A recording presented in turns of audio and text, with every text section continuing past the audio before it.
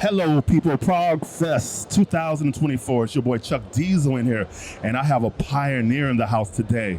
I have Mr. Doctor's Choice. Man, how you doing today? I'm great. Thanks, Chuck. Thanks, Chuck. I'm great. Yeah. So, the legend comes from your pioneer as far as Autoflowers. How did that come about?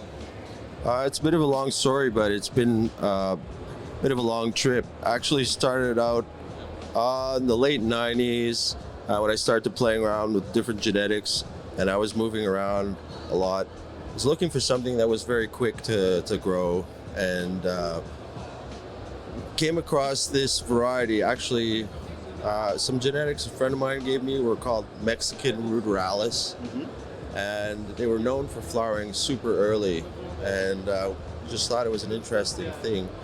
So I crossed it with a bunch of different things, and fast forward a little bit, we discovered some plants that flowered immediately after germinating.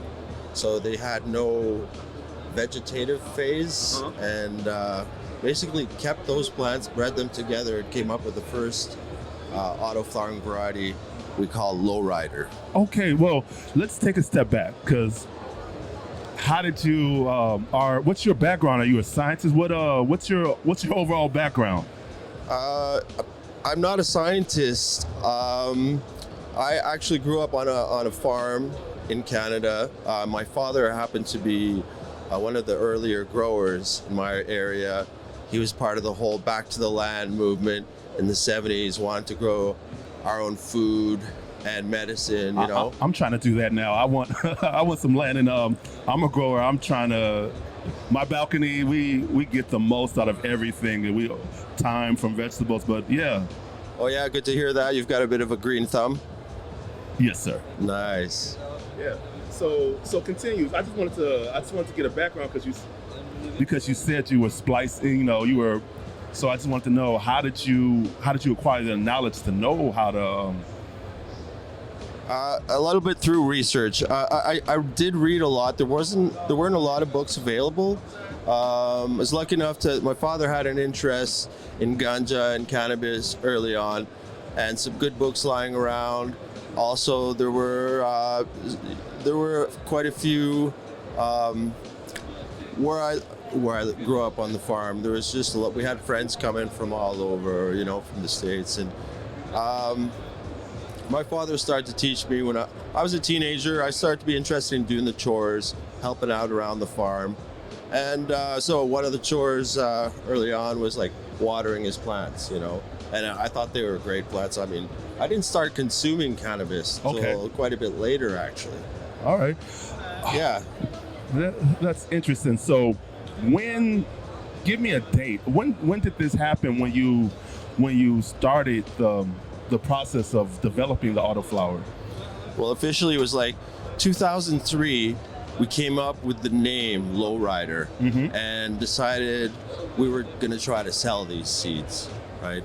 I'd been playing around with genetics for a few years before that, but so Lowryder was my first strain, and for the first couple of years I only had one strain, but it became extremely popular, and it became a phenomenon because at the time the first online forums were starting, so people were sharing knowledge, and it was really just something that was shared between connoisseurs, and people didn't believe that what we'd come up with, but eventually it became something that was shared worldwide, and we started to get interest from the international scene, which I didn't really know existed, but from there on it became a phenomenon and just grew. No, people, firsthand, I want to thank this man as a person who's in a northern part of the world, here in Czech, where when fall hits, I do two waves. I do a spring wave, and then in summer I do the summer to fall wave, which I'm always stressed about because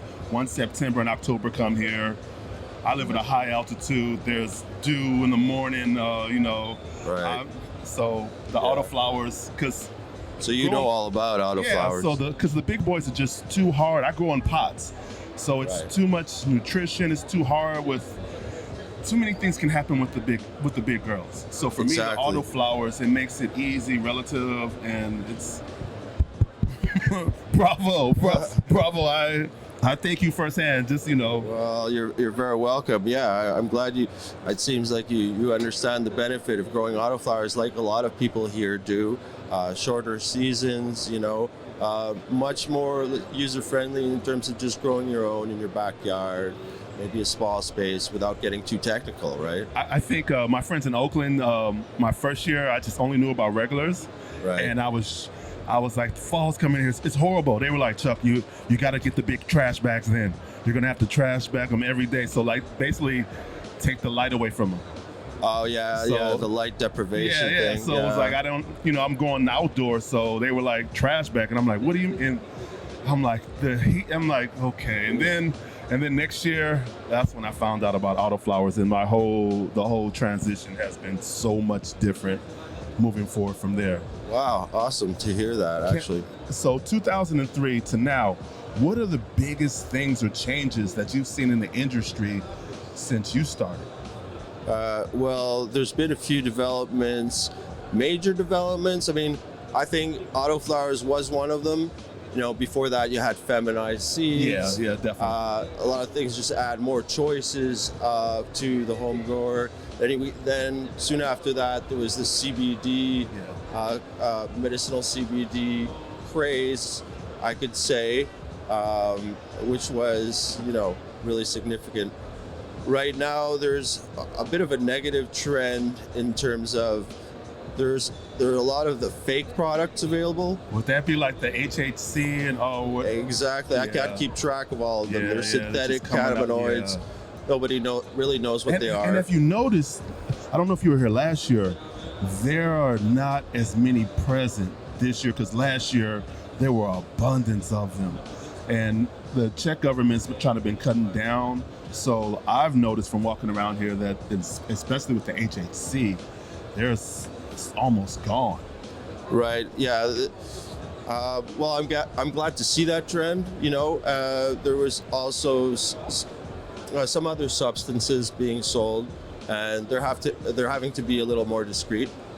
But they're still there, and unfortunately, we're a tolerant bunch of people in the cannabis industry, and so no worries. It's hard to tell us apart sometimes. Yeah. So, people, I've taken a little bit of this man's time. We're here at CannaFest 2024. Like I say, Doctor's Choice. Let the people know ways they can find out about you or research you and go from there. For sure. Well, we're on social media. We're on the web at doctorschoice.farm. We have a program also to help growers with questions. We're very hands-on, especially if you're trying this for your first time or you want to try your hand at breeding your own varieties. We're all about that. We encourage people to make their own seeds, which is a little different.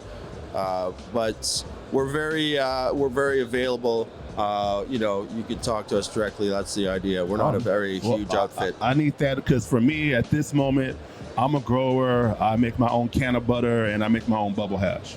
So I keep the trimmings, and it's like, and then our rabbit at home, so she gets some of the stems also.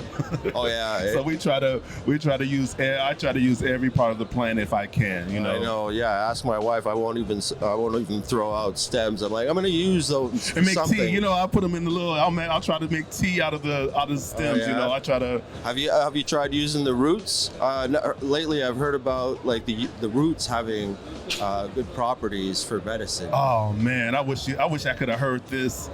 I only got 2 plants. I still got 2 plants. I'll have to make a tincture them out of those roots. Okay. See, that's people. That's why we have these conversations, because each one teach one. We learn a little bit. It's like. But I appreciate your time, sir. Oh, you're very welcome. Thank you for being you and providing us with knowledge, because people. Who's mad at smokers? We're all good people. We're just trying to move forward, live life, and keep it moving. So this was Chuck Diesel live from CannaFest 2024, and we'll be back in 2025. So don't go nowhere. I see the picture man over here, so we're gonna take a picture. And on that note, people, peace.